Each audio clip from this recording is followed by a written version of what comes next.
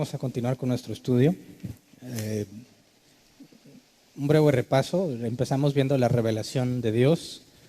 Vimos que se divide en dos categorías: la revelación natural o general y la revelación especial. Luego estudiamos a fondo la revelación especial y vimos los principales agentes que Dios usó, que fueron los profetas en el Antiguo Testamento, los apóstoles en el Nuevo Testamento. Y vimos que lo que se les dijo terminó escrito, ¿verdad? De manera que concluimos que la Escritura es la revelación especial que tenemos de parte de Dios. La diferencia entre revelación especial y general es que la especial contiene la información necesaria para la salvación y no fue revelada, ni será quizás revelada a todos los hombres. De hecho, si analizamos la historia, seguramente hay pueblos apartados que jamás escucharon el Evangelio. Así que la revelación especial es distinta de la general en el sentido de que no a todos los hombres se les revela. Luego analizamos en el último tema, dado que la Biblia es la revelación especial, analizamos qué autoridad tiene, y fue lo que analizamos la clase pasada. Concluimos que la autoridad máxima para nosotros en cuanto a la revelación especial es la Escritura. Todavía nos falta definir el canon bíblico y saber si la que tenemos es la verdadera o la que es. Pero antes de tocar el tema del canon bíblico, necesitamos definir lo que vamos a estudiar hoy, el tema de infalibilidad e inerrancia. Se desprende o es una consecuencia lógica por la propia definición de Dios. Si la revelación especial, vimos la clase pasada, es la máxima autoridad, contemplando o considerando dos puntos principales. Vamos a recordarlo en 2 de Timoteo, capítulo 3, versículos 16 y 17. 2 de Timoteo 3, 16 y 17 dice: toda la Escritura es inspirada por Dios y útil para enseñar, para redarguir, para corregir, para instruir en justicia, a fin de que el hombre de Dios sea perfecto, enteramente preparado para toda buena obra. Y vimos que la palabra que se traduce como inspirada, en el griego es lo opuesto, es exhalada, ¿verdad? Theopneustos, que se traduce como exhalada por Dios. Así que en el original no dice que la Biblia es inspirada en el sentido estricto de la palabra, como tomar aire, sino exhalada por Dios. Y cuando hablamos, exhalamos. De manera que cuando nos dice que es exhalada por Dios, nos está diciendo que es la palabra de Dios, es lo que Dios dijo. Y luego, dado que es lo que Dios dijo y tenemos a los agentes principales, profetas y apóstoles, repitiendo el mensaje o diciéndolo, ¿qué tan probable es que se haya repetido mal o que se haya escrito mal? Y para eso, la clase pasada vimos otro pasaje. 2 de Pedro, capítulo 1, versículo 20 al 21. 2 de Pedro 1, 20 al 21. Dice: ante todo, tengan muy presente que ninguna profecía de la Escritura surge de la interpretación particular de nadie, porque la profecía no ha tenido su origen en la voluntad humana, sino que los profetas hablaron de parte de Dios, impulsados por el Espíritu Santo. Y aquí la palabra impulsados es feró, que se traduce como llevar, cargar, transportar, conducir o guiar. Es decir, el Espíritu Santo condujo o llevó o cargó, podríamos decir controló el proceso por el cual los hombres lo dijeron o lo escribieron. Entonces tenemos dos cosas, que lo que tenemos en la revelación especial es algo que Dios dijo, es palabra de Dios, y que el proceso por el cual se repitió el mensaje, ya sea forma oral o escrita, fue controlado por el Espíritu Santo. Esto tiene una consecuencia muy importante que debemos considerar. Si regresamos a lo que vimos en 2 de Timoteo 3, el versículo 17, nos dice que la palabra es útil para enseñar, para redarguir, para corregir, para instruir en justicia, a fin de que el hombre de Dios sea perfecto, enteramente preparado para toda buena obra. Y recordamos que la palabra perfecto no habla de ausencia de error ni ausencia de pecado, sino de ser completo. El original habla de ser completo. Entonces, el apóstol Pablo en la carta a Timoteo dice que la Escritura es suficiente, ¿verdad? Ahí está registrado todo lo que se necesita para que estemos completos. De manera que argumentando, como analizamos el tema pasado en el tema de la Reforma, y Martín Lutero hablando en la dieta de Worms, que lo explicamos la clase pasada, nuestros amigos católicos consideran que la Escritura más la tradición, más el magisterio tienen el mismo nivel en autoridad. Y lo que Martín Lutero defendió con actitud protestante es que es imposible que la tradición y el magisterio tengan el mismo nivel de autoridad que la Escritura. Y de hecho recordemos las palabras con las cuales se defendió Martín Lutero ante la asamblea. Dice: a menos que se me convenza por testimonio de la Escritura o por razones evidentes, puesto que no creo en el Papa ni en concilios solo, ya que está claro que se han equivocado con frecuencia y se han contradicho entre ellos mismos, estoy encadenado por los textos de la Escritura que he citado, y mi conciencia es cautiva de la palabra de Dios. No puedo ni quiero retractarme en nada, porque no es seguro ni honesto actuar contra la propia conciencia. Que Dios me ayude. Amén. Así que recordemos o notemos que en esta parte Lutero pone o desconfía de la tradición y del magisterio, de los concilios, lo que la Iglesia ya ha hecho, y lo de los papas, que es el magisterio, el papa y los obispos cercanos a él. Dice: no confío en ustedes, no creo que ustedes sean la máxima autoridad, porque se equivocan y se contradicen. Por consecuencia, si solo creen en la Escritura, ¿qué esperaríamos de la Escritura entonces? Que no se equivoca y no se contradice. De otra forma, la argumentación de Lutero no tendría ningún sentido, ¿verdad? De hecho, ninguno podría otorgarle autoridad máxima a la Escritura a menos que sea confiable. Así que vimos que en la defensa de Martín Lutero, cuando les dice que solo confía en la Escritura, tomamos la frase sola Escritura, ¿verdad? Pero si la Escritura sola, es decir, como único medio, como máxima autoridad, sin la tradición, sin el magisterio, si esta Escritura es confiable, el propio Lutero pone como base que la Escritura no se contradice y no se equivoca.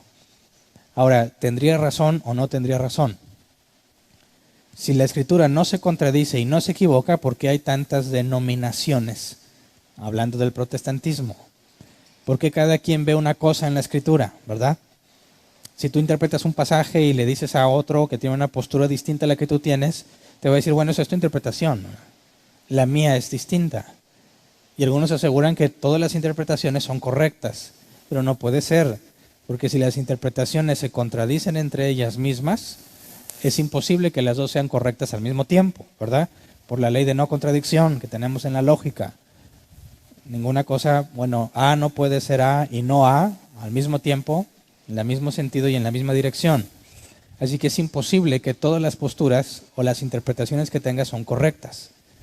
Necesariamente tiene que haber una es la correcta, la que Dios plasmó en la Escritura, y por eso hacemos el esfuerzo, por medio de distintas reglas que más adelante analizaremos, hermenéutica, lo que implica el contexto, todas esas cosas que usamos, no como un medio divino para entender, sino como una herramienta para asegurarnos de que estamos concluyendo en base a la Escritura y solamente la Escritura. Es decir, que no le estamos poniendo ideas al texto, no le estamos poniendo conclusiones que la Biblia no dice. Así que si afirmamos que somos solo Escritura, tendríamos que reconocer que la Escritura no se puede contradecir y no puede tener errores. Y de aquí es donde tenemos los términos inerrante e infalible. Parecen sinónimos, ¿verdad? Pero no lo son. Cuando decimos que algo es inerrante, decimos que no tiene errores. Por ejemplo, yo puedo ir a contestar un examen de la materia que tú quieras, prepararme bien y sacar un 100. Y puedo decir: mi examen es inerrante, no tiene errores, saqué 100, ¿verdad? Pero el hecho de que yo haya presentado un examen inerrante no implica que yo soy infalible, porque inerrante e infalible son cosas distintas.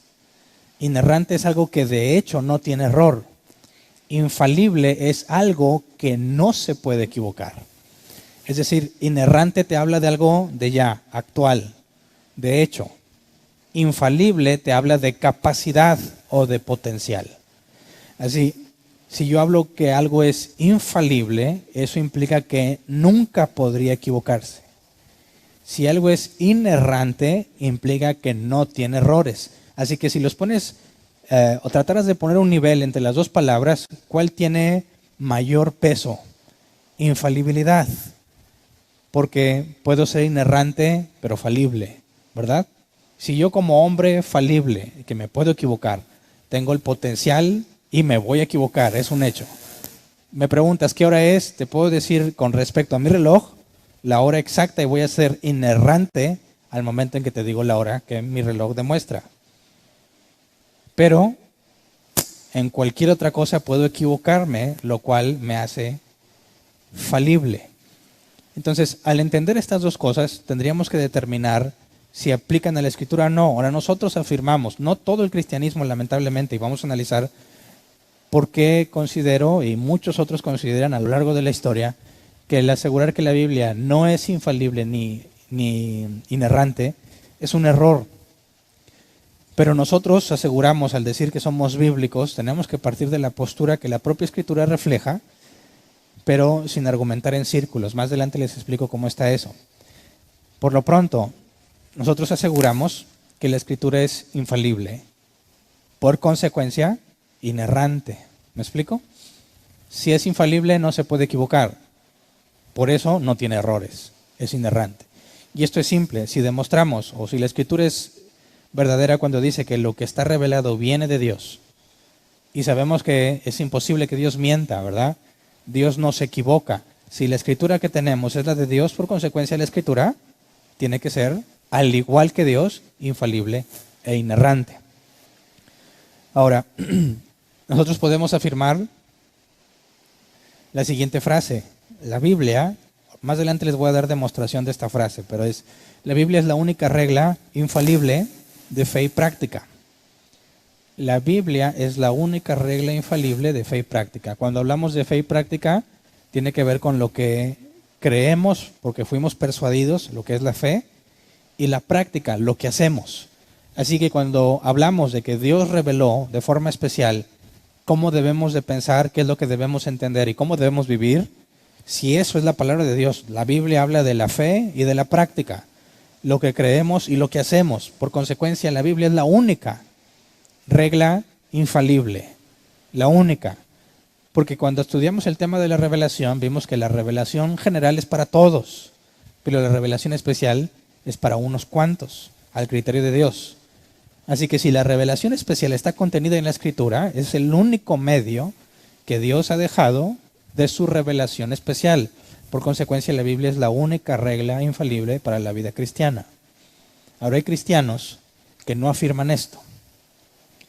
Hay cristianos que dicen algo muy parecido, pero no es lo mismo. Dicen que la Biblia es infalible solo cuando habla de fe y práctica. Si te fijas, son prácticamente las mismas palabras, pero las frases son muy distintas una de la otra. Si nosotros decimos que la Biblia es la única regla infalible para la vida cristiana, y alguien dice, la Biblia es infalible solo cuando habla de la vida cristiana, tenemos conceptos totalmente distintos. ¿Estamos de acuerdo?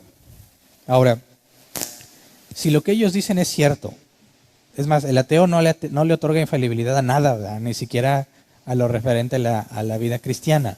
Pero partiendo de la postura cristiana que asegura que solamente en cuestión de fe y práctica la Biblia es infalible, eso implicaría que cuando la Biblia registra historia, puede tener errores. Cuando la Biblia registra fenómenos naturales, puede tener errores. Cuando la Biblia registra cultura, en el contexto histórico en el que se presenta, puede tener errores. Entonces, solo ciertas partes de la Escritura serían confiables y las otras no, ¿verdad? Sin embargo, todo el que afirme sola Escritura tiene que decir que no hay error en ninguna de sus partes, ¿verdad? Sería inconsistente decir que solo nos basamos en la Escritura y le decimos, bueno, y tiene errores. Entonces, ¿por qué te basas solo en la Escritura si tiene errores? ¿Cómo puedes confiar que lo que la Escritura es verdad, lo que dice es verdad si tiene errores? Entonces, para nosotros como cristianos, tendríamos que tomar un parámetro para definir si la postura que tenemos de la inerrancia y la infalibilidad es correcta o no. Y me parece que como cristianos el único estándar que debiéramos de tomar es Jesús mismo. ¿Cuál es la postura de Jesús en cuanto a la Escritura? ¿En algún momento Jesús puso en duda la Escritura? ¿Jesús afirmó la infalibilidad y la inerrancia de la Escritura?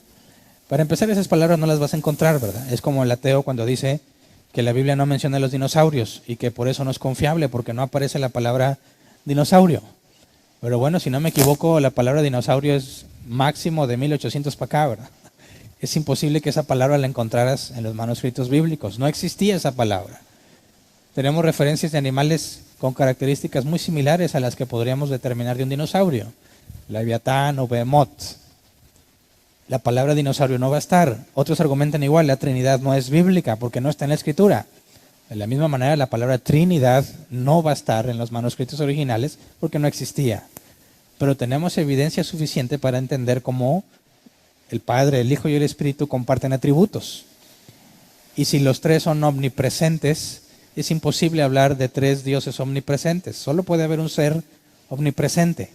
Porque si tienes más de uno, ninguno de los dos es omnipresente, ¿verdad? Lo he explicado varias veces. Si tienes un ser omnipresente y tienes otro omnipresente, tiene que haber el momento en que se traslapan uno con otro, ¿verdad? Dices, no, son diferentes, entonces ya no son omnipresentes porque este no puede estar en este y este en este. Entonces solo puede haber un ser omnipresente. Y si la Escritura registra atributos de omnipresencia en el Espíritu Santo, en Jesús y en el Padre, entonces tenemos referencias a lo que en concepto se explica como la Trinidad. Un Dios, un solo Dios, manifestado en tres personas. Pero cuando vamos a la postura de Jesús en cuanto a la Escritura, tendríamos que decir, nuestra postura como cristianos no puede ser inferior a la que Jesús tuvo. Jesús es nuestro estándar, ¿verdad? Debemos imitarlo en todo.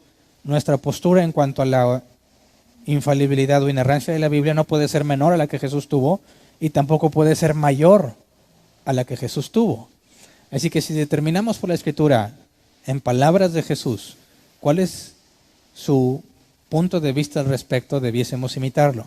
Así que vamos a ver unas cuantas referencias. Hay muchas, pero voy a mencionar unas 8. Juan 17:17. Palabras de Jesús. Dice, santifícalos en la verdad, tu palabra es la verdad.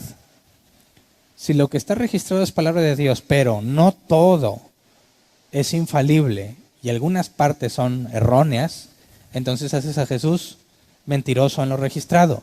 Porque sería imposible que Jesús dijera que su palabra es verdad y al mismo tiempo que tenga errores, ¿verdad? Mateo 4:4.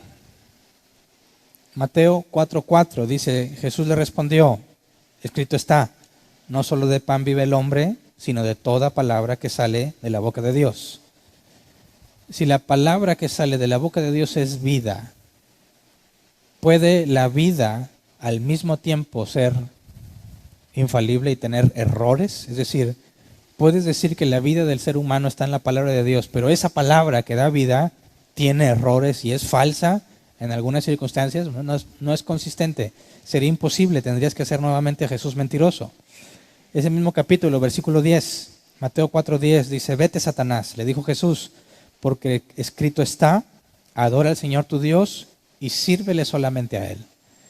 Y aquí vemos que ante la invitación de Satanás de convertir las piedras en pan, dado que Jesús había tenido 40 días de ayuno, Jesús se somete a la autoridad bíblica. Y a pesar de que tiene mucha hambre,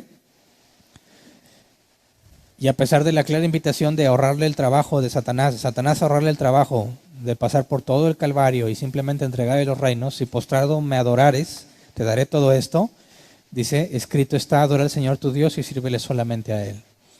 Así que se somete a la Escritura. No busca alternativas. Pone a la Escritura como máxima autoridad. Mateo 26:24.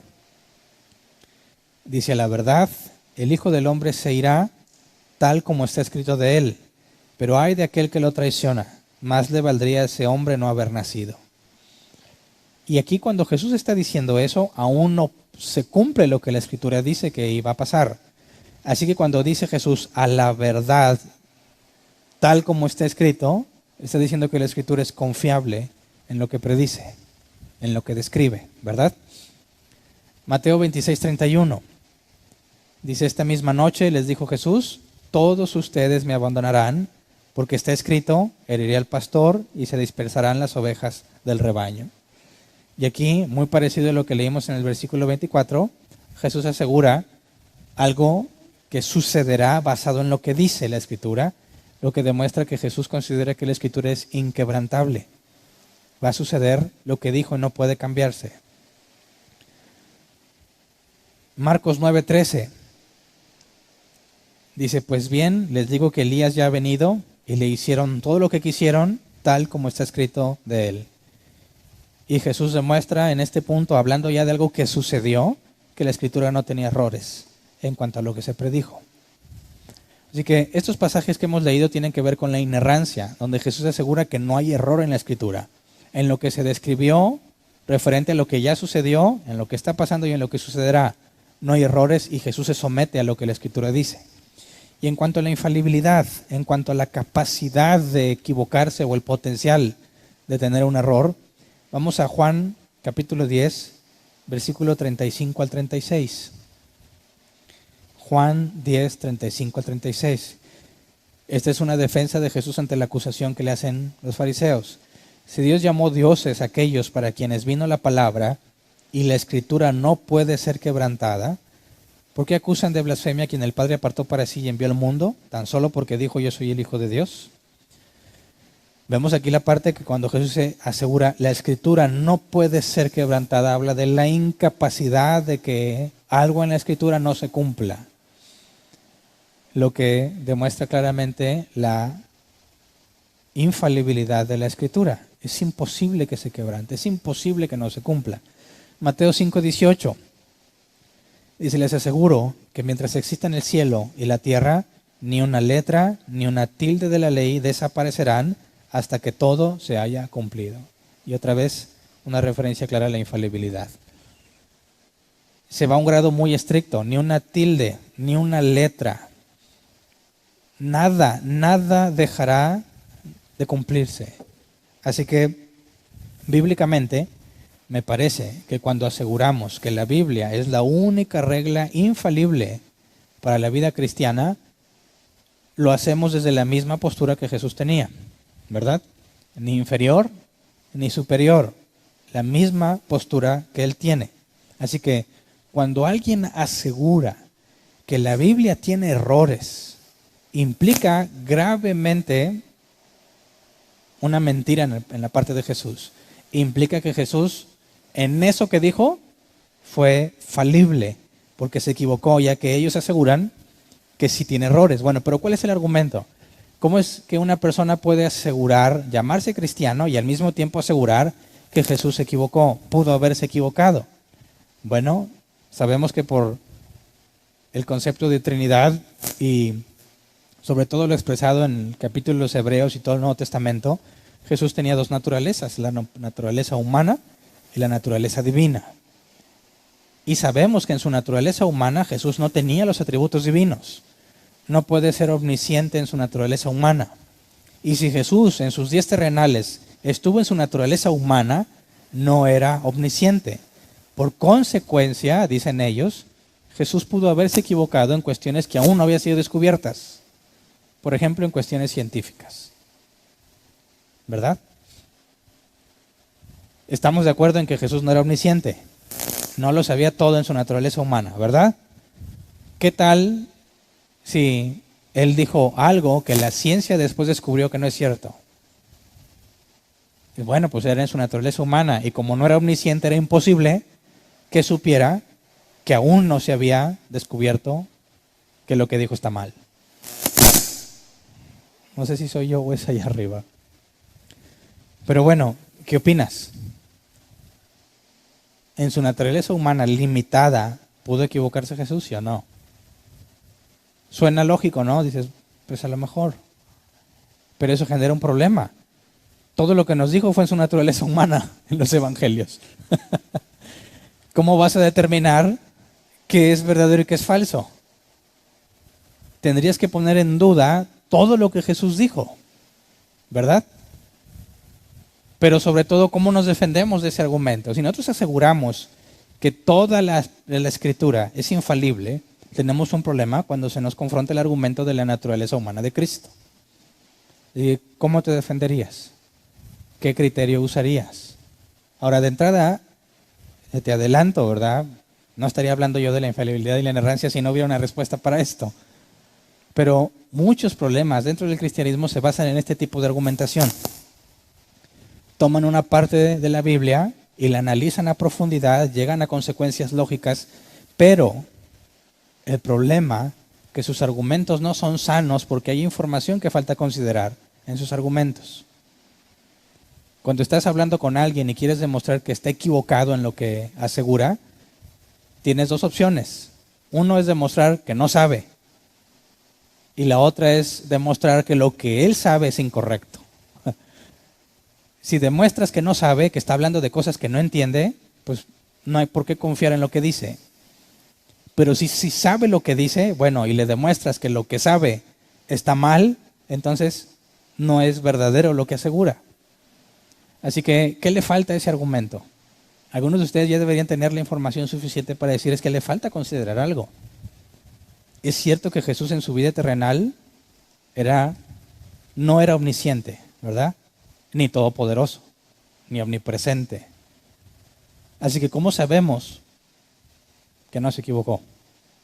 Bueno, vamos a las propias palabras de Jesús. Juan capítulo 14, versículo 10. Juan 14, 10. Dice, ¿acaso no crees que yo estoy en el Padre y que el Padre está en mí?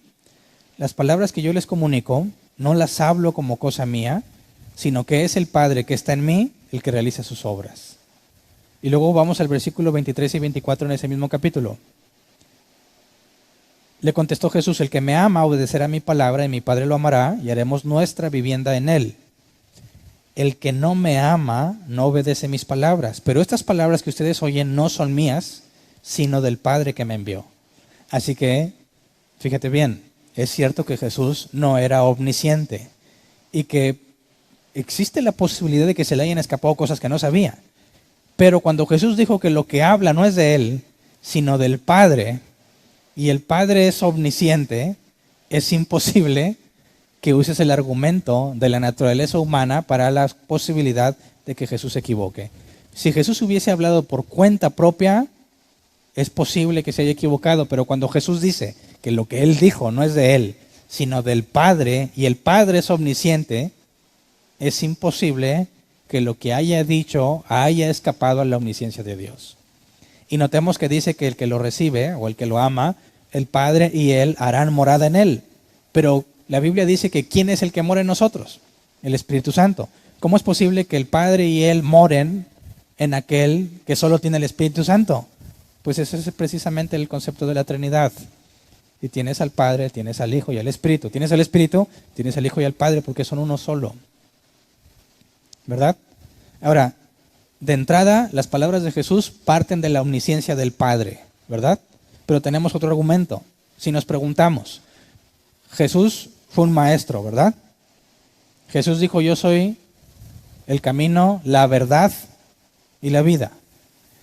Un maestro que asegura ser la verdad y hablar de parte de Dios, pudiese que al equivocarse le sea considerado pecado. Recordemos la definición de la palabra pecado, tanto en hebreo como en griego, errar al blanco, ¿verdad? Si alguien dice, yo soy la verdad y mis palabras no son mías sino del Padre, y al mismo tiempo dice errores, ¿le es pecado? Claro, es un falso profeta. ¿Cierto? Es más, imagínate que no viene de Dios, es un maestro que viene a enseñar la verdad solamente, pero también enseñó error. ¿Es pecado? Claro que es pecado. Así que vamos a otras palabras de Jesús, Juan 8:46. Dice, ¿quién de ustedes me puede probar que soy culpable de pecado? Si digo la verdad, ¿por qué no me creen? Y esto tendríamos que decírselo a aquellos cristianos que no creen en la infalibilidad de la Escritura de forma total. Bueno, si Jesús se equivocó, pecó, ¿verdad? Y Jesús aquí mismo dice, ¿quién me puede probar que soy culpable de pecado? ¿Por qué no me creen? Y tenemos que decir lo mismo, ¿por qué no le crees? Si Jesús nunca pecó, ¿por qué no le crees cuando Él dice que la Escritura es confiable? Y vamos a Hebreos 9:14. Si esto es así, ¿cuánto más la sangre de Cristo, quien por medio del Eterno se ofreció sin mancha a Dios, purificará nuestra conciencia de las obras que conducen a la muerte, a fin de que sirvamos al Dios viviente? Aquí nos dice claramente que fue sin mancha, sin pecado. Así que es imposible que como maestro haya enseñado un error. Partiendo de su naturaleza humana, habló de parte de Dios. Dios por medio de él, y Dios tenía el atributo de omnisciencia, ¿verdad? Jesús en su naturaleza humana no, pero el Padre sí. Y segundo, claramente la Escritura dice que él fue sin mancha. Y si fue sin mancha, entonces fue un sacrificio agradable a Dios. Si tú como cristiano aseguras que Jesús se equivocó, haces inválido el sacrificio. Por consecuencia, vana es nuestra esperanza. Jesús no pudo cumplir con la tarea si realmente Jesús se equivocó a la hora que enseñó algo. Entonces, tenemos las palabras de Jesús en este aspecto, donde nos aseguran que la frase, la Biblia es la única regla infalible para la vida cristiana, es correcta desde la postura de Cristo. Y si nosotros tenemos la misma postura que Él, es un error creer lo contrario y poner en duda las palabras de Jesús, en quien se supone confías para salvación, pero si lo pones en duda, lo haces pecador. Y si lo haces pecador, no tienes salvación, porque no pudo cumplir con la tarea del Padre. Así que sería contradictorio y autorrefutante que digas que eres cristiano, pero no consideras que la Escritura sea infalible. No tendrías esperanza de ser salvado, no tendrías ninguna razón para creerlo. Ahora, ¿de qué otra forma podrías confiar en la Escritura? Notemos y recordemos que desde el principio he dicho que la Escritura en ningún momento te pide que tengas fe ciega. Siempre te llama a analizar. Y lo mencioné en clases pasadas. Compara con otros libros de cualquier o de las principales religiones, por así decirlo. Pongamos, por ejemplo, el libro del Mormón, que también asegura ser inspirado por Dios, ¿verdad?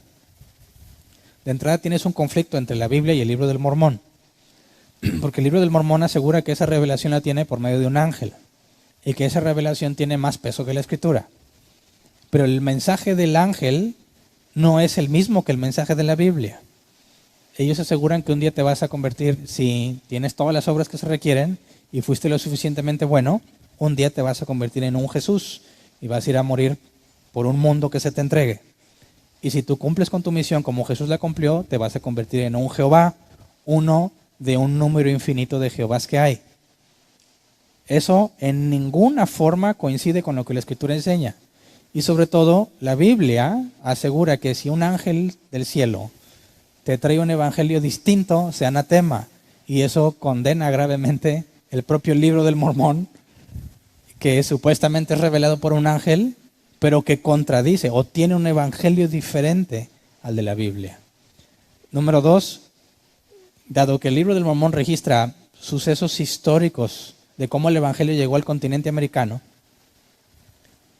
no hay nada en la evidencia arqueológica que pruebe algo que el libro del Mormón diga. De hecho, los hallazgos arqueológicos contradicen lo que el libro del Mormón afirma. Así que, por evidencia, no hay forma de creer que es infalible, porque están demostrados sus errores. ¿Qué me dices del Corán? ¿Alguien ha leído algo del Corán? ¿No porque es del diablo? Okay. Ellos aseguran que tienen el mismo Dios que nosotros, ¿verdad? Alá. Pero la revelación la tuvieron por medio de Mahoma. Nosotros leímos en la Escritura que la revelación de Dios se manifestó en muchas ocasiones de distintas formas por medio de los profetas y ahora en este tiempo por medio de Cristo. Bueno, ellos aseguran que es Mahoma, no Cristo, la figura importante. Y en el Corán se asegura que Cristo no murió en la cruz, sino que fue una ilusión, que realmente no fue crucificado, sino que parecía que había sido crucificado. Ahora hay evidencia histórica fuera de la Biblia que asegura que Jesús fue crucificado. De manera que la evidencia textual que tenemos, extrabíblica, histórica, por historiadores que no eran discípulos de Cristo, contradice claramente lo que dice el Corán. Y contradice la Escritura. Si el Dios que ellos tienen es el mismo que nosotros, y el mismo Dios dijo las dos cosas, porque también el Corán dice que creamos en el libro que se escribió, el propio Corán afirma la veracidad del Nuevo Testamento. Y el Nuevo Testamento asegura que Jesús fue crucificado. Si Jesús no fue crucificado, hace el sacrificio expiatorio inválido. No se efectuó, ¿verdad? Entonces el Corán asegura que el Nuevo Testamento es verdadero, que la Biblia es verdadera, y al mismo tiempo la contradice. No puede venir del mismo Dios, ¿verdad? Y si la evidencia histórica contradice lo que el Corán asegura, tenemos evidencia en su contra, prueba de que no es infalible. Sin embargo, en la Escritura no ha habido evidencia arqueológica en todos los siglos que tiene que demuestre que es incorrecta. Entonces, el llamado no es simplemente a creerlo, sino a constatarlo e investigarlo. Léelo, ponlo a prueba. Obviamente hay cosas históricas que no vas a poder poner a prueba, pero podemos buscar, claro está, que jamás podamos tener una certeza absoluta en cuanto a lo que está escrito en la Escritura, porque ninguno de nosotros estuvo allá, ¿verdad? En el mejor de los casos tendrías que preguntarle al autor, ¿realmente estuviste ahí o no? Más adelante vamos a ver algunos pasos para confiar en el testimonio de alguien que actualmente se utilizan incluso en los juzgados, aplicados a la Biblia, y ver si el testimonio que tenemos en cuanto a los evangelios es confiable o no, y por qué. Pero por lo pronto el día de hoy puedes buscar si es razonable creer en lo que la Escritura dice, a pesar de que no tengas una certeza absoluta. Y hay muchos ejemplos de cosas que el ser humano creyente y no creyente cree sin tener la certeza absoluta. Por ejemplo, ¿cómo sabemos que el pasado realmente pasó? ¿Cómo aseguras que no naciste hoy y te sembraron recuerdos falsos? ¿Cómo aseguras que no estás viviendo en el Matrix y despiertas y te das cuenta que todo es una simulación? ¿Tienes evidencia? No, ¿verdad? ¿Sabes si mañana vas a amanecer vivo? No, dices, oye, pero hasta el día de hoy nunca he amanecido muerto. ¿Pero eso es una certeza de que mañana vas a amanecer vivo? No, sin embargo, no es razonable pensar, o sea, si no estoy enfermo, ¿verdad? Si no estoy haciendo algo extremo que ponga en riesgo mi vida, si estoy en la seguridad de mi casa, no hay ninguna razón para pensar que voy a amanecer muerto. Sin embargo, no tienes una certeza absoluta, pero es suficiente la evidencia que tienes y lo das por hecho. ¿Qué me dices de la ciencia? La velocidad de la luz se asume que es constante de un punto a otro. Nunca se ha demostrado que sea constante, es algo que se tiene que asumir. Es algo que se tenía que considerar como verdadero para que los cálculos cuadren, pero nadie lo ha comprobado. Simplemente lo das por hecho, ¿verdad? Las matemáticas, ¿las inventaron o las descubrieron? La lógica, ¿la inventaste o la descubrieron? No son cosas inventadas, son cosas descubiertas. ¿Cómo sabes que es verdadera? ¿Cuál es la evidencia? ¿Cuándo lo pusiste en probetas y aplicaste el método científico? Sin embargo, asumes que es cierta, ¿verdad?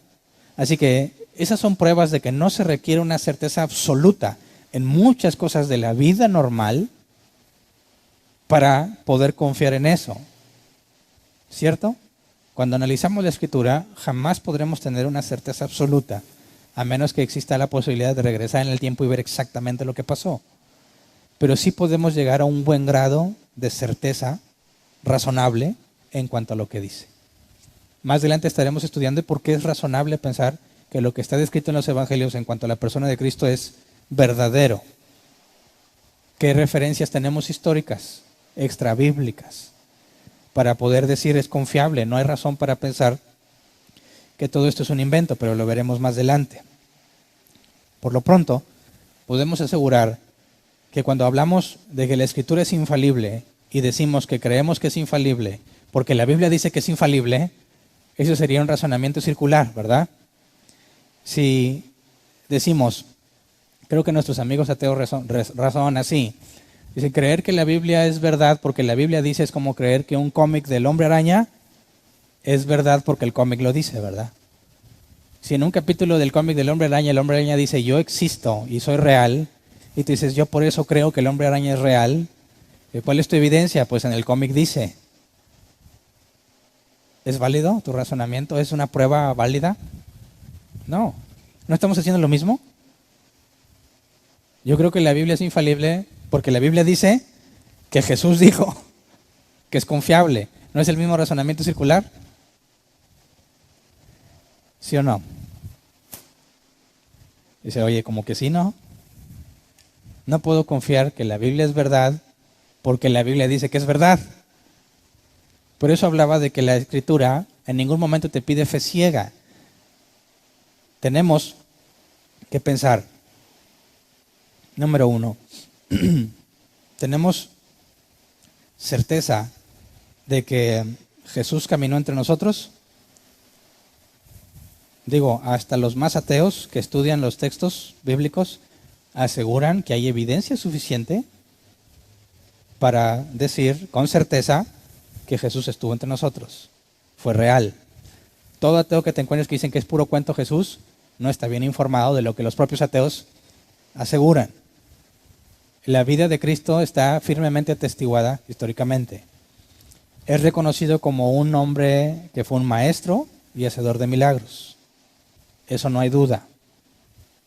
También está claro y demostrado históricamente que los cristianos fueron llamados así a causa de Cristo, Jesús, y que los cristianos aseguran que resucitó y que el cuerpo nunca fue encontrado.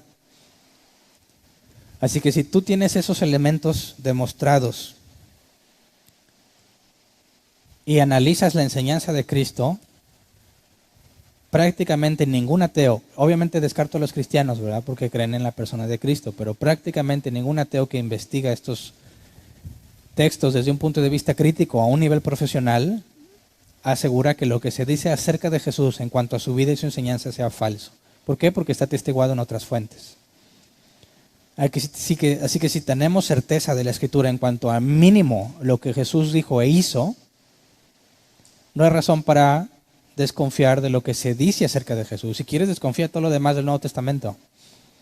Pero si es confiable lo que Jesús dijo, y tenemos fuentes externas que aseguran que Jesús fue considerado un maestro respetable, y además que fue judío. ¿Cuál era la postura de un judío en cuanto a la Escritura en ese momento del tiempo? De que era infalible, la Escritura de Dios era infalible.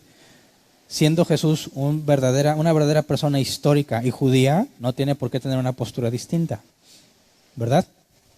Así que, además, históricamente la Iglesia desde sus principios ha considerado la Escritura infalible partiendo de la enseñanza de Cristo.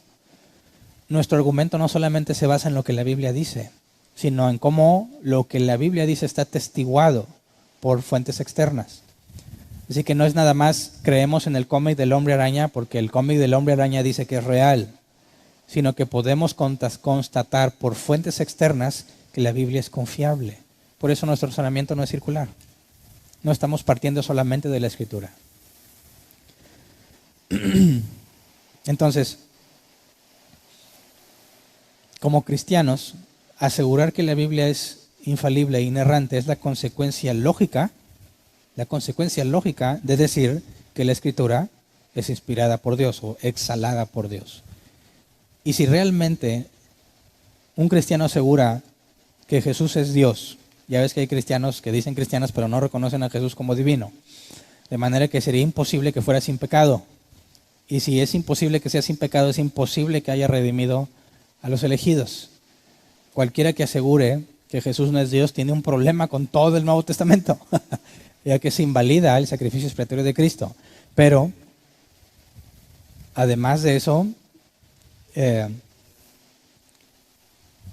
tendría una postura distinta a la que Jesús tuvo y sostuvo. Entonces, cuando decimos que la Biblia es la única fuente infalible o la única regla infalible para la vida cristiana, no nada más lo hacemos partiendo de la postura de Jesús, sino que también tenemos siglos de historia que respaldan esa afirmación. Si alguien ya hubiese encontrado un error, ¿no crees que ya estaría en todos los medios? Ahora, mucha gente asegura que hay 800 y cuantas contradicciones. No sé si las has visto. Aquí en nuestro estudio de la Escritura hemos analizado bastantísimas supuestas contradicciones. Pero todo aquel que asegura que es una contradicción en la Escritura y la lees, te das cuenta que simplemente, para empezar, no entiende de lógica a veces. Asegura que hay contradicción cuando la Biblia no se contradice en distintos temas. Y otros es cuando no tiene el contexto. Otros es cuando la versión que está leyendo no traduce correctamente. Y hay muchísimas formas en las que llegas a la conclusión de que la supuesta contradicción no era. De manera que las supuestas contradicciones, ninguna ha podido ser probada como una verdadera contradicción. Entonces, tenemos evidencia y herramientas suficientes como para confiar en la Escritura, que no tiene el Mormón, que no tiene el Corán, ni ninguna otra fuente que asegure ser inspirada. Nuestros amigos testigos de Jehová, cuando sacan su versión del Nuevo Testamento, claramente está registrado que quien la tradujo, el líder de ellos, no sabía griego. Así que, ¿qué confianza podemos tener, además de los errores que registran? Entre ellos mismos se contradicen, aseguran que Jesús no es Dios, sin embargo hay pasajes que están en su Escritura que presentan alabanza y adoración a Jesús, de manera que ellos mismos tenían el problema de una idolatría al tener en sus escritos la adoración a Jesús. Entonces, cuando nos comparamos con las distintas religiones, ninguna posee la confiabilidad que tenemos nosotros en la Escritura. Pero al mismo tiempo tenemos que reconocer que el hecho de que no creas en la infalibilidad bíblica no te quita la salvación. No es un tema fundamental. ¿Me explico?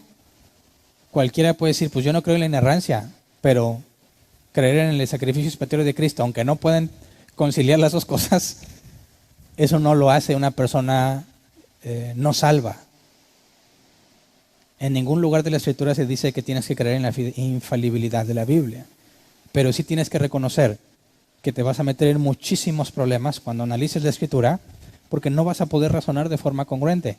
Si tú dices, yo voy a basarme en la Escritura para agradar a Dios, ¿bajo qué base lo haces? Si tú mismo aseguras que tiene errores, ¿verdad? Así que tiene un problema serio que arreglar cualquiera que no considere la infalibilidad bíblica.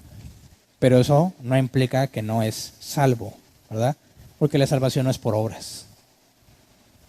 Entonces, podemos tener un entendimiento muy limitado y reducido de lo que la Escritura es.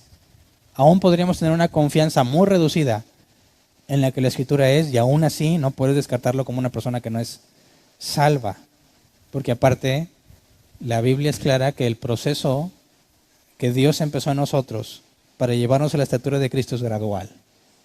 Pues ahorita no lo entiendes, pero seguramente se te concederá después. Y si nunca se te concedió, aún así, no hay referencia bíblica para descartarte como cristiano. Así que no debe ser un asunto de división. Sí debe ser un asunto secundario. No nos congregamos en el mismo lugar cuando tenemos diferencias secundarias. Y les recuerdo, la primaria es lo que implica el fundamento en cuanto a la salvación, en cuanto a Dios. La secundaria es en cuanto al culto. Algunos consideran que tener una batería es pecado. Que la mujer traiga pantalón es pecado. Que se corte el pelo que es pecado. Que yo aquí al frente no traiga corbata es pecado. ¿Podríamos congregarnos en el mismo lugar? No. No podríamos estar en paz, ¿verdad? Así que por eso es que nos congregamos en lugares distintos. Pero no somos bandos contrarios. Lamentablemente, en nuestra cultura así se ve, ¿verdad? Dicen, esos son del diablo, ¿por qué? Porque las mujeres se cortaron el pelo. ¿En serio? ¿Eso es todo lo que pudiste razonar de la Escritura? ¿Esa es tu conclusión teológica? ¿Que alguien es del diablo porque se cortó el pelo? Dices, bueno, por eso lo mejor es que estemos en lugares separados. Para no serle tropezador a esta persona, no ofenderla, como Pablo dijo, que mi libertad no sea tropezadero para el débil en la fe. Somos congregaciones locales distintas, pero no enemigos. Estamos en el mismo campo, estamos del mismo lado y debiésemos respetarnos. Y las diferencias terciarias no impiden que nos congreguemos en el mismo lugar. Pero al hablar de la infalibilidad, eso sí es secundario. ¿Cómo podríamos nosotros decir que somos sobre la Escritura si no creemos en la infalibilidad de la Escritura? No podríamos estar haciendo las cosas juntos. Necesariamente tendríamos que separarnos. Así que me parece que la forma congruente en la que un cristiano afirma ser protestante, ¿verdad?, se apega a las solas de Lutero. La única forma de permanecer consistente es decir que la Biblia es infalible, como lo atestigua la Escritura, ¿verdad? Así que esto, aunque simplemente puede quedarse así en un concepto meramente intelectual, pone una enorme responsabilidad sobre nosotros. Porque si realmente la Escritura es infalible y es palabra de Dios, ¿por qué no la obedeces? ¿Verdad? ¿Por qué no haces lo que la Biblia dice? Es como la muchacha cristiana que dice, me voy a casar. Muy bien, ¿y quién es tu futuro esposo? Ah, pues fulano. ¿Y qué onda con él? ¿Dónde se congrega? No se congrega. ¿No se congrega? Le queda muy lejos de la iglesia. No, ni siquiera es cristiano. Ah, ni siquiera es cristiano. ¿Qué tiene? Yo lo voy a convertir. Es un buen muchacho. Bueno. ¿La Escritura es palabra de Dios? ¿Sí? ¿Por qué dice no os unáis en yugo desigual? Sabemos que dentro de la voluntad divina y el mandato está en la preceptiva, ¿verdad? La mejor oferta de Dios es que no lo hagas, como el no matarás, como el no robarás. Es la mejor oferta. Tú decides si la aceptas, pero ¿no te parece contradictorio que se diga cristiana y desobedezca descaradamente un mandato claro y simple? Claro que hay distintos niveles de pecado, ¿verdad? Si la Biblia dará a cada uno conforme a sus obras, sabemos que no todo pecado es igual. La Biblia dice que hay pecado de muerte y pecado que no es de muerte. ¿Qué tan grave sería que digas, confíes en Jesús, en su palabra, y al mismo tiempo tomes una decisión que afecta el resto de tu vida y de tus futuros hijos si los tienes, simplemente porque no tomas en cuenta la Escritura? Ahora, eso es un aspecto que puede ser muy cotidiano en nuestros días, ¿verdad? Pero aplica en todo lo que dice y todos tenemos cola que nos pisen. Por eso al que más se le da, dice la Escritura, más se le demanda. Entonces, más que tratar de acomodarnos el cuello y decir, no sé cómo esa bola de ignorantes no creen en la infalibilidad, más bien pasa saliva y analiza qué tan consistente eres con tu creencia de la infalibilidad de la Escritura. Y eso debe llevarnos a todos a la humildad. ¿Estamos de acuerdo? Todos debiésemos ser humildes y tolerantes, porque mientras más conoces de la revelación especial, más consciente eres de lo gran pecador que eres. Por eso el que se ve a sí mismo y dice, yo cuido y sostengo mi salvación, lo único que refleja es que no se conoce a sí mismo. ¿Verdad? Mientras más revelación tienes de parte de Dios en cuanto a su pureza, su perfección, su santidad, más fácil debe ser identificar lo terriblemente errado que eres. Así que cuando hablamos de cristianos del lado fariseo que se ensalzan y se sienten fuertes, ¿qué es lo que están demostrando? Que perdieron el rumbo de lo que la Escritura dice por medio de acciones que no vienen en la Escritura, que les hace sentir justos. Muchas veces me han preguntado, Hernán, ¿cómo sé si soy salvo? Dice, mira, si no sabes tú, menos yo. ¿Verdad? Pero ¿cómo puedes saberlo? ¿Qué dice la Escritura? ¿Confías en lo que dice la Escritura? ¿Amas a Dios? Sí. Es como si alguien dijera, maestro bueno, ¿qué he de hacer para heredar la vida eterna? Conoces los mandamientos, ¿no? No hagas eso. Todo lo he hecho desde mi juventud. Algunos piensan que así se determina si eres cristiano o no. Poniendo el ejemplo del rico, el joven rico. ¿Qué haces? ¿Qué has hecho? Yo todo lo hago, entonces eres cristiano. No. Si tú profundizas en la revelación de parte de Dios, claramente va a relucir lo incapaz que eres. Así que la verdadera señal de un auténtico cristiano es el conocimiento de su propia naturaleza pecaminosa, no la ausencia del conocimiento de su naturaleza pecaminosa. Es decir, mientras más conoces de Dios, no significa necesariamente que vas a pecar menos, ¿verdad? Muchos quieren hacerlo así. A ver, ya no peco tanto como antes, entonces soy salvo. Fariseísmo en su máxima expresión. El razonamiento está equivocado. Si el Espíritu Santo nos guía toda verdad, como Jesús dijo, y nos dice todo lo que oye del Padre, y siempre pecamos, ¿cuál es una señal auténtica de que el Espíritu Santo te está guiando? La convicción de pecado, ¿verdad? Porque mientras más conoces lo que debes hacer, más luz tienes cuando ves tus errores. Entonces el que dice, yo no peco mucho, poquito, está muy ciego. La ignorancia da seguridad, ¿verdad? Pero cuando Dios te empieza a abrir el panorama, vas a ver cosas que antes no veías. Vas a entender errores que antes no entendías. Y cuando voltees a verte a ti mismo, vas a decir, Padre mío, soy un ser inútil, inservible, lleno de error y de pecado.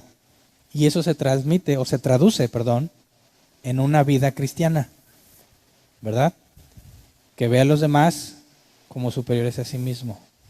No que tengas baja autoestima, sino que te reconoces como pecador. Que normalmente y consistentemente vas a buscar la ayuda de Dios porque te sabes incapaz. Que vas a buscar en la Escritura porque necesitas saber cómo se hace, ya que estás consciente de tu enorme ignorancia. Que normalmente vas a estar buscando a Dios en oración porque necesitas pedirle que te ayude a seguir. ¿Me explico? Así que ¿cómo sabes que eres cristiano?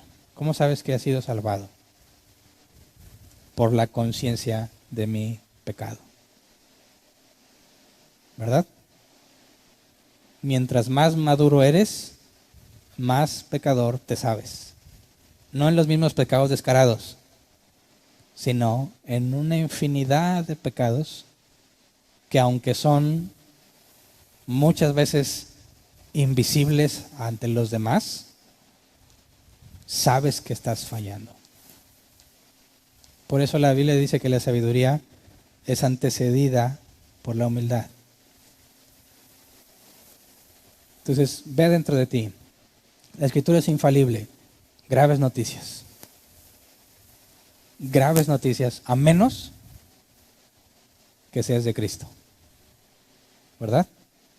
Porque si la Escritura es infalible y yo soy de Cristo, entonces el que empezó la buena obra dice, la terminará. Es un trabajo de Él. Dios disciplina a los que ama. Si soy de Él y estoy mal y me rebelo, me va a disciplinar. Entonces pongo mi confianza en Él a pesar de mí, no en mí por lo que hago. Por eso Jesús dijo que cuando entraron dos a orar, que era el fariseo, gracias Señor porque no soy como estos. Gracias porque yo voy árbol plantado. Porque consulto el original. Leo 3 versiones. Y mientras hay un publicano diciendo, sé propicio a mí que soy pecador, humillado. ¿A quién aceptó Dios? Al que está humillado, porque Él es el que demuestra que ha conocido la luz que alumbra a todos los hombres. Esa es la evidencia. ¿Me explico? Entonces, cuando estamos analizando los fundamentos, por favor, no trates simplemente de acumular conocimiento para luego jactarte de lo que sabes, porque entonces de nada te sirvió, te fue tropezadero. no se trata de acumular conocimiento. El conocimiento es importante porque en la Biblia se nos especifica qué y cómo. Y cuando tienes el qué, ahora te enfocas en el cómo. Cuando no tienes el qué, pues nomás no sabes qué hacer. Ya andas inventando cosas, voy a pactar con Dios. Y están inventando una bola de cosas sin sentido porque no conocen la Escritura. Te pierdes completamente. Pero cuando el conocimiento de lo que la Escritura dice llega a tu mente, ahora es llevarlo a la práctica. Somos privilegiados, ¿verdad? Dios te tiene aquí, sano, fuerte, consciente, con paz. Estudiamos y nos congregamos. ¿Ok? En otras partes del mundo no tienen nada de eso. ¿Y qué haces con lo que sabes? ¿Es infalible la Escritura? Sí. Bueno, ahí dice que al siervo infiel se le pondrá fuera, donde será el lloro y crujir de dientes. Así que tenemos buenas noticias y malas noticias. De ti depende ahorita qué haces con la información que tienes. Pero asegurémonos que lo que estamos estudiando y lo que estamos aprendiendo no es para que se lo restregues a alguien que no sabe. No es para que presumas en las redes sociales de lo mucho que sabes. Es, número uno, para que tú tengas una base sólida de por qué crees y puedas cumplir lo que dice 1 Pedro 3:15, presentar defensa cuando nos demanden razón de nuestra esperanza. Damos respuesta de forma amena y de buen gusto, dijo el apóstol Pablo, esperando el momento oportuno. Cuando nos preguntan, les respondemos por si acaso Dios le concede arrepentirse y que escape de la trampa en la que el diablo lo tiene cautivo, sujeto y sumiso a su voluntad.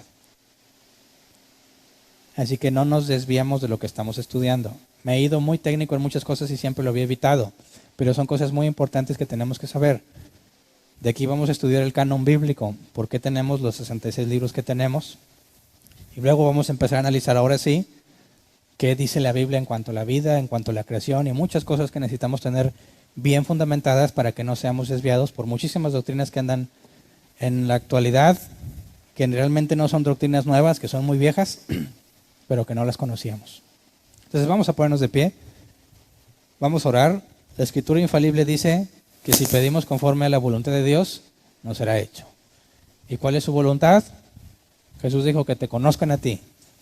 Así que si le pedimos, Señor, muéstrate a nosotros, podemos tener la confianza que nos será hecho. Pero quiero que lo hagas consciente de que mientras más se te da, más se te demanda. Como ¿quieres pedirle más? O ya no, o mejor no. Así estoy bien, Señor.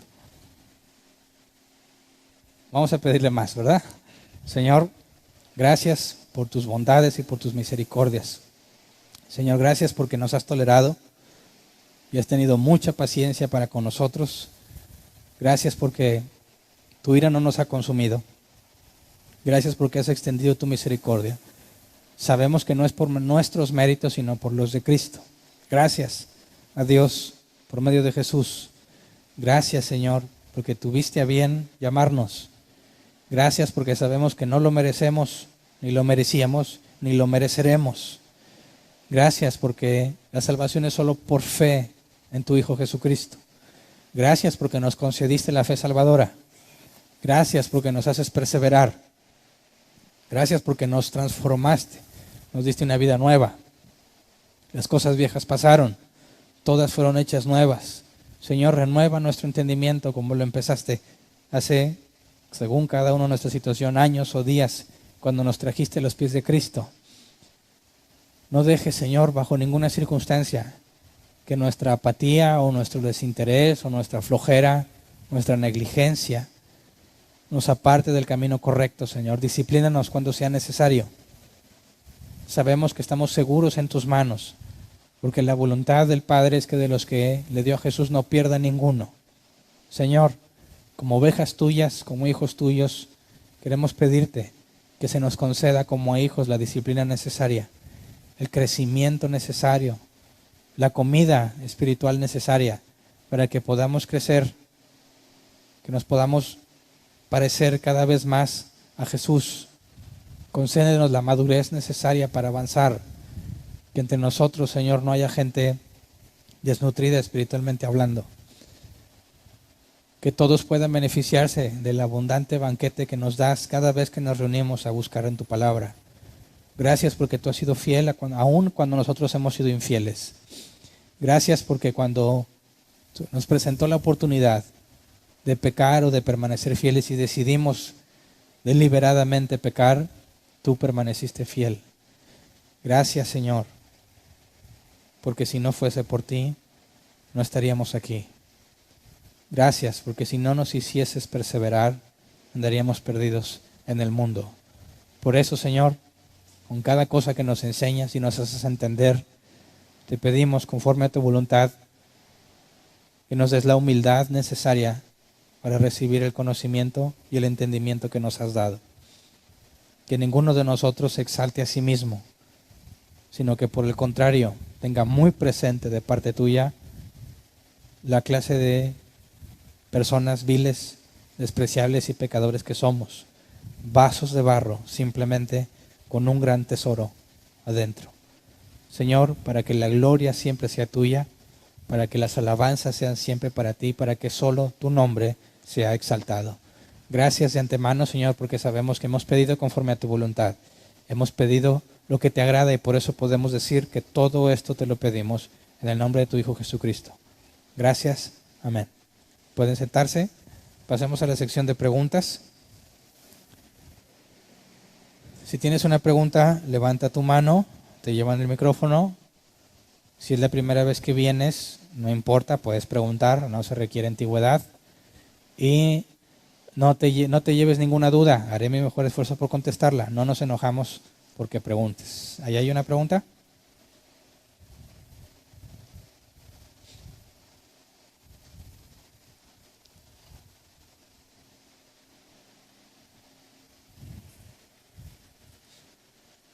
¿No? Dios no quiso que preguntaras.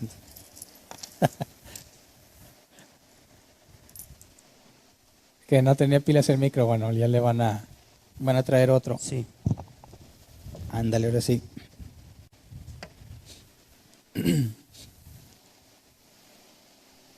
Ahora sí. Sí. Hubo algo que no me hizo mucho clic, pero no sé si entendí bien o entendí mal. Hablaste de la humanidad de Cristo, que en su humanidad, si él no hubiese estado sujeto a su Padre, él hubiera podido cometer errores. Eso fue lo que no entendí, si estabas hablando de posibilidades o era lo que tú creías. O sea, si Cristo fuese solamente un humano, sin que el Padre estuviera en él y él hablara por cuenta propia, se equivocaría como cualquier humano.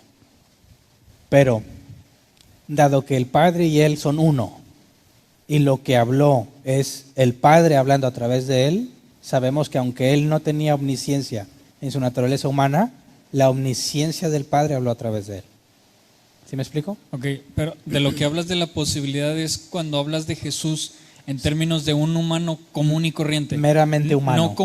No como el Hijo de Dios viniendo a la tierra.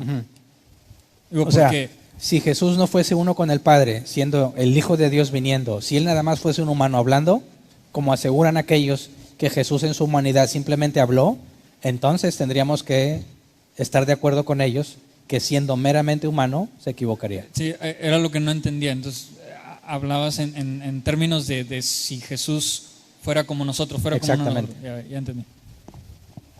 Sí, si no sería un hereje. ¿Alguien más? Buenas noches. Ahí Buenas noches. En el verso que dice Jesús, buscar el reino de Dios y su justicia. Y su justicia y todo lo demás será añadido. ¿A qué se refiere ahí Jesús? ¿Esa cuestión interna en cuanto a que nosotros escudriñemos la palabra o a algo externo de que por obras y todo eso. No sé si sea los dos juntos o separado, o a qué se refiere ahí Jesús. Bueno, buscar el reino de Dios y su justicia hace referencia a la justicia que viene de Dios y al trabajo que nosotros tenemos en cuanto a la santidad. Sabemos que la santidad es sinergia, ¿verdad? Dios y nosotros trabajamos para ir creciendo. A últimas cuentas, Dios, al disciplinarnos, nos mantiene en sus caminos. Pero yo también tengo que esforzarme para hacer lo que a Dios le agrada. Entonces, en el contexto de lo que Jesús enseña, en lugar de enfocarme en las cosas del mundo para tener cosas desde el punto de vista del mundo buenas o riquezas, mi enfoque es agradar a Dios y Dios me añadirá lo que sea necesario. Entonces, buscar al reino de Dios y su justicia hace referencia a no vivir con los parámetros del mundo, sino con los parámetros celestiales. ¿Me explico? Sí, pero ahí en cuanto al escudriñar las palabras de Dios, implica eso, o sea, hacer lo que le agrada a Dios es algo que le agrada, ¿no? El estudiar la palabra. Bueno, recuerda que si la palabra es la revelación especial de Dios y es algo que Dios te reveló para salvación y para que lo conozcas y haya una relación con Él, es correcto pensar que al momento en que escudriñamos la palabra es algo que le agrada, estás haciendo lo que Él pide que hagas, ¿verdad? La escritura, toda la escritura, Jesús dijo, toda la escritura habla de Él. Cuando tú lees la escritura estás conociendo cada vez más acerca de Dios.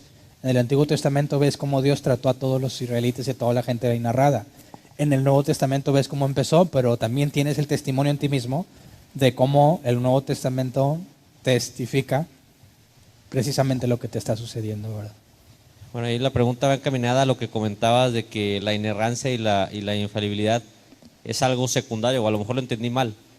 Eso vendría a ser primordial, ¿no? En la doctrina, el creer que la Biblia las palabras de Dios es inerrante e infalible. Si así fuese, ¿en qué infalibilidad creyó Abraham?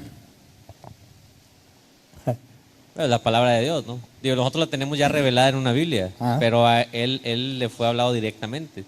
Pero si te fijas, no podías hablar de que tienes que creer que la Escritura es infalible para agradarle a Dios y salvarte. En ese aspecto no puede ponerse como algo fundamental, ya que no estuvo presente en todos los momentos de la historia, ¿verdad? Sobre todo el ladrón en la cruz en el Nuevo Testamento. Oye, ¿creyó que era infalible la revelación o no? La verdad es que no puedes hablar de algo fundamental en cuanto a la infalibilidad. Bueno, y otra pregunta. En cuanto a bueno, sabemos que por escritos seculares o fuera de la Biblia, Jesús existió. Pero ante un ateo o ante una persona que no crea que Jesús es Dios, ¿hay alguna fuente que no sea la Biblia en la cual se determine o que diga que Jesús es Dios? Jesús es hijo de Dios? No. Es decir, tú tienes que, en base a la evidencia histórica, si quitas la Biblia, ¿verdad? Que no tendría sentido quitarla, pero si la quitas y te basas en la evidencia histórica, Jesús vino, fue considerado un maestro, hacedor de milagros, murió, algunos aseguran que resucitó, pero nadie encontró el cuerpo. ¿Qué conclusión sacas? Que todo fue un engaño.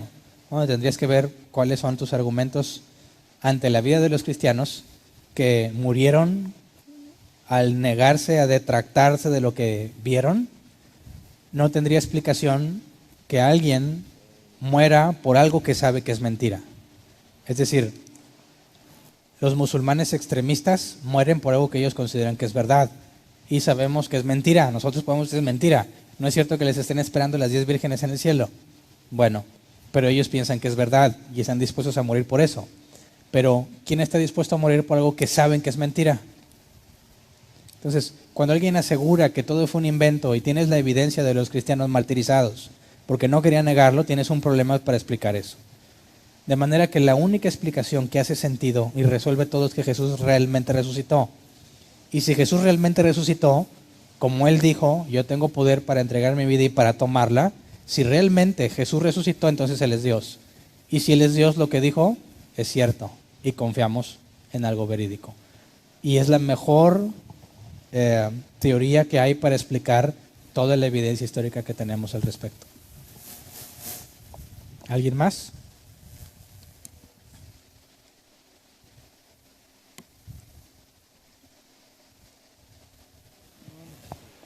Buenas noches. Buenas noches. Quiero nada más tocar el punto de la fe ciega. Sí. Estaba buscando en Hebreos 11:1. Nos dice, es pues la fe, la certeza de lo que se espera, la convicción de lo que no se ve. Ajá. Estamos esperando en algo que no vemos, ¿verdad? Después nos confirma también en Pablo en los Corintios 5:7, porque por fe andamos, no por vista. Uh-huh.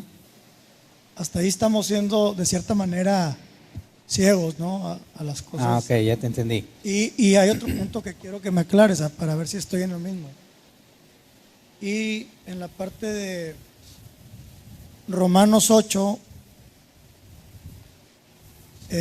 25, dice, pero si esperamos lo que no vemos, con paciencia la guardamos. Uh-huh. Y de igual manera el Espíritu nos ayuda en nuestra debilidad.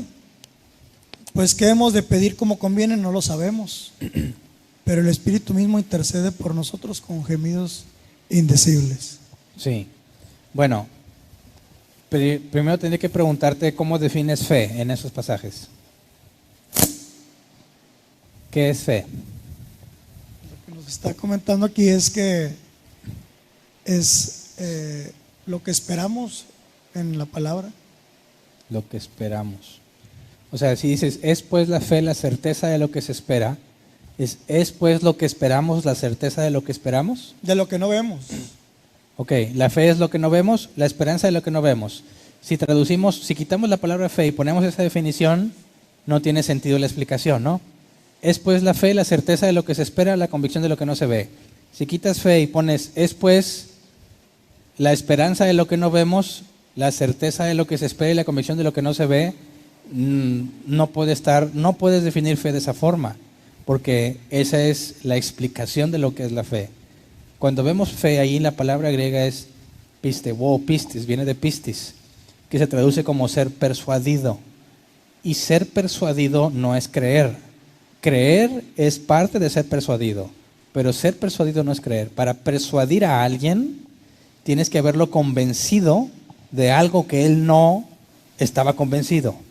Persuadir es convencer a alguien de hacer algo distinto a lo que él había decidido hacer.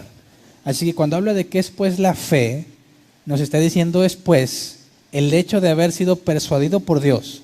Para persuadir a alguien se requieren argumentos y evidencia.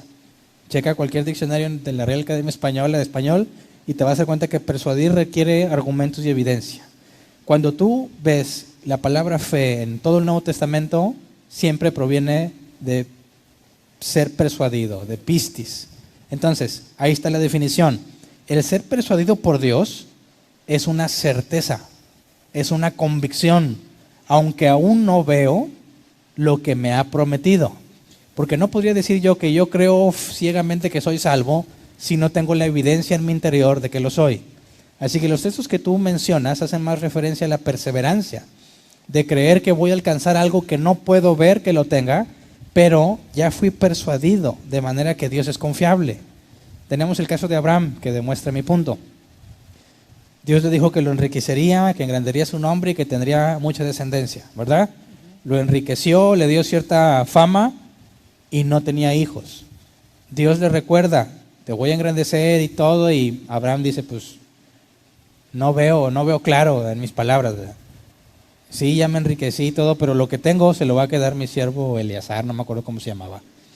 Dijo, no, sal y mira las estrellas, así va a ser tu descendencia. Y luego le dice, ve y prepara una ternera y no me acuerdo que unas palomas y que lo espere. Abraham llega, parte la res, no me acuerdo qué hizo con las palomas.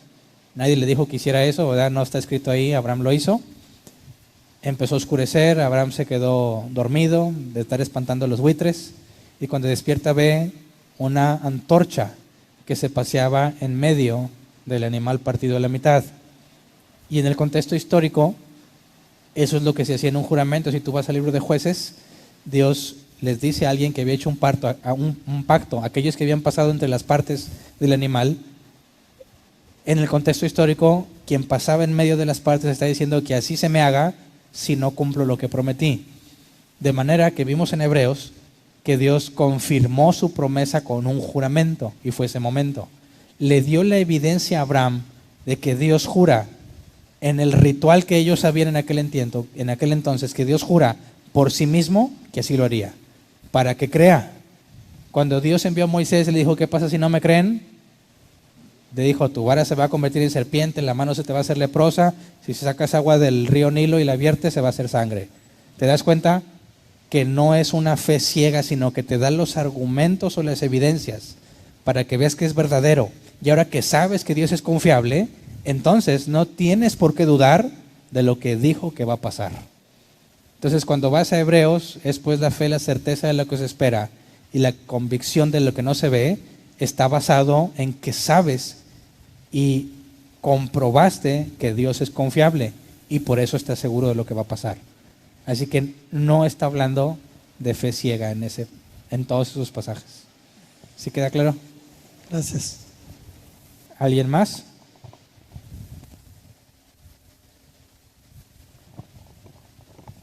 Gracias. Buenas noches, hermanos. Buenas noches.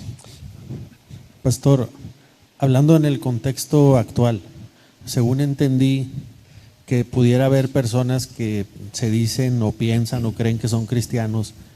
Yo sí creo en la infalibilidad y por lo tanto en la inerrancia de la Escritura. Pero según entendí que lo comentaste, que pudiera haber personas que se dicen o piensan o creen que son cristianos, pero no están de acuerdo con la infalibilidad y la inerrancia de la Biblia. Estas personas, pastor, así lo mencionaste tú, como que se van a meter en algunos problemas, por así decirlo. Mi punto de vista es que pues el Espíritu Santo que te concede el nuevo nacimiento, como que estas personas están poniendo en entredicho, por así decirlo, la veracidad del mismo Espíritu que les concedió el nuevo nacimiento al decir, bueno, pues sí creo, pero no creo que seas veraz, o no creo que ese Dios que me concedió sea perfecto. Si las Escrituras hablan de Cristo, sí es así, pastor. Por eso dices que se complican más las cosas cuando una persona que dice ser cristiana se atreve, por así decirlo, a no creer en que es infalible y es inerrante. ¿Así es más o menos, pastor? Sí, o sea, dado que la santidad es gradual y que ese conocimiento acerca de Dios y su Escritura va a ser gradual también, que es parte de la santidad, no puedes argumentar que porque alguien ahorita dice que no cree algo o que no entiende algo, significa que no es salvo. Nadie sabe qué tantos días le quedan, solo Dios, ¿verdad? Pero tiene todos esos días para que Dios le revele. ¿Me explico? Es como muchos cristianos aseguran, cuando tratas temas doctrinales, dicen, a mí no me interesa la doctrina, yo solo quiero a Cristo. Bueno, pues qué contradicción, ¿verdad? Porque lo que Cristo trajo fue doctrina, una enseñanza. Y aquel que dice que no le interesa la doctrina, bueno, entonces, ¿qué haces con toda la Biblia? Que es una recopilación de la doctrina de Jesús, específicamente en el Nuevo Testamento. Entonces, si te fijas, es extraño que alguien se diga cristiano y asegure ese tipo de cosas, pero eso no le quita que haya sido elegido por Dios y que esté en un proceso gradual de entendimiento y de santidad. Si recién convertido te hiciéramos un test de teología, ¿cómo te iría? No, pues todo tronado, entonces no eres salvo. Eso no tiene nada que ver. ¿Me explico? Tengo que ir avanzando poco a poco en el conocimiento de Dios de forma gradual, y como ninguno de nosotros es tan sabio para ver cómo va a terminar sus días, ninguno puede descartar a otro por temas secundarios como ese en el asunto doctrinal. Gracias, pastor. Respecto al punto de la argumentación circular que le mencionas, que lo estaba pensando cuando lo estabas haciendo, de que, pues sí, si la misma Biblia dice que es infalible, pues estás usando la misma Biblia. Entendí, pastor, que entonces, por así decirlo, nuestro principal argumento, podríamos decir que no viene de la Biblia, sino que a veces los cristianos podríamos cometer ese, por así llamarlo, error de aislar este libro y es que es un libro celestial y habla de, por así decirlo, de cosas espirituales. No, o sea, todo lo que está aquí registrado se puede comprobar con hechos reales, con hechos históricos, que es lo que nos explicaste, ¿verdad? Entonces no cometer ese descuido de considerarlo como un texto aislado, sino que la misma historia nos da testimonio de que son hechos reales y de que se han cumplido. Eso fue lo que nos... Sí, o sea, el punto es entender que la diferencia entre el cómic del Hombre Araña y la Biblia es radical, ¿verdad? No estamos creyendo en la Biblia como si fuese un libro más como el cómic. Y por eso argumento con todas las referencias aún extrabíblicas que nos dicen que es confiable lo que la Biblia dice. De manera que ahí su argumento ya no es válido, porque no nada más estás basándote en la Escritura, sino que estás probando la confiabilidad de la Escritura como un registro histórico de algo que sucedió, no como un personaje ficticio como el Hombre Araña. Respecto a la inerrancia, pastor,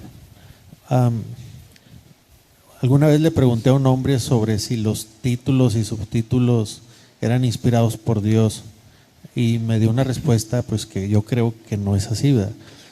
Pero en los originales sabemos que no había signos de ortografía, signos de puntuación y cosas de esas, ni títulos ni subtítulos. En ese sentido, pastor, podríamos también afirmar que en la cuestión de las personas que dividieron en capítulos y en versículos y pusieron puntos y comas y pusieron subtítulos que a veces pues no van de acuerdo al pasaje, en ese sentido, pastor, también deberíamos de incluir esa parte dentro de la inerrancia. Y ligado a esta misma pregunta, pastor, o bueno, no, mejor primero respóndeme por favor esta. Bueno, la inspiración divina está en los originales solamente. Cualquier traducción es confiable mientras se apegue a lo que el original dice. Cuando hablamos del canon y todo eso, tendríamos que determinar cómo sabemos si se apegan o no al original y ese tipo de cosas, que todavía no tocamos el día de hoy. Pero es imposible asegurar que Dios inspiró, incluso cómo están organizados los capítulos, los versículos, lo que viene en cada párrafo, como algunas versiones cambia, ¿verdad? Hasta tiene todo un comentario. Eso nada que ver con la palabra de Dios. Esas son meras herramientas para que profundices en la Escritura, pero no tiene nada que ver con la inspiración divina. Y en ese sentido, pastor, sí podríamos, por así decirlo, conceder de que en esas cosas que acabamos de mencionar, como intervino el hombre, por así decirlo, pudiera haber errores. Claro. No en lo que bien dijiste al principio. En la traducción, en la separación, en referencias, en todo eso va a tener errores. Ok, y la última, pastor, también refiriéndonos a los errores. Estoy de acuerdo, lo repito, en que es infalible y es inerrante, pero precisamente las mismas diferencias que sabemos que existen entre todas las diferentes corrientes que hay del cristianismo, incluso en la misma escritura, ¿verdad? Nuestro Señor Jesús les dijo: ustedes yerran ignorando las escrituras y el poder de Dios. Eran hombres que creían que seguían la ley. El ejemplo que mencionaste del fariseo, pues él creía que estaba haciendo lo que la escritura decía. Yo lo veo así, pastor, es inerrante, pero sí hay errores de interpretación y esas dependen de nosotros como humanos. Entonces, veo que eres un hombre que no trata de quedar bien con todos, pero que haya muchas interpretaciones, pastor, o sea, siempre tratas de decir la verdad, a eso me refiero, pero el que haya diferentes interpretaciones, tendríamos que decir, pastor, que hay en la mayoría de los casos errores de interpretación, no que la escritura tenga error, sino que se pueden presentar errores porque algunos hombres la han interpretado de una manera y otros la han interpretado de otra manera. En ese sentido, sí podríamos decir que hay errores de interpretación por el factor humano. Claro, nosotros somos falibles y la conclusión a la que lleguemos, no hay ningún problema en decir que está errada. Por eso, cuando hablamos de las distintas interpretaciones, yo dije no pueden ser todas ciertas. Tienes que aplicar criterios en cuanto a la consistencia del texto, es decir, si lo que concluyes contradice algo que la Escritura dice, tu conclusión no puede ser correcta. Si mi interpretación lleva a conflicto otras partes de la Escritura, mi interpretación no puede ser correcta. Cuando vemos una supuesta contradicción y nosotros tratamos de resolverla, lo que hacemos es armonizarla con toda la Escritura. ¿Me explico? Entonces, el hecho de que haya distintas interpretaciones no es un problema bíblico, es un problema humano, que nosotros necesitamos o tenemos que esforzarnos para apegarnos a la Escritura, interpretar de acuerdo a la Escritura y buscar la consistencia que tienen los 66 libros. Por eso es que podemos detectar cuando una interpretación es incorrecta, cuando te lleva a una contradicción en otros temas, cuando no se apega al contexto, cuando no armoniza con todo el resto de las Escrituras, cuando incluso históricamente el contexto histórico de cuando se dijo no lo estás aplicando a la hora que lo interpretas. Hay muchas herramientas para determinar por la propia palabra que una interpretación está equivocada, pero sí todos debemos reconocer que hay interpretaciones que no necesariamente son contradictorias y ambas pueden ser válidas o posibles, factibles, y hasta que se cumpla el fin de todas las cosas podremos saber si tenía razón o no. Gracias. ¿Alguien más? Nadie más. Muy bien. ¿Hay avisos?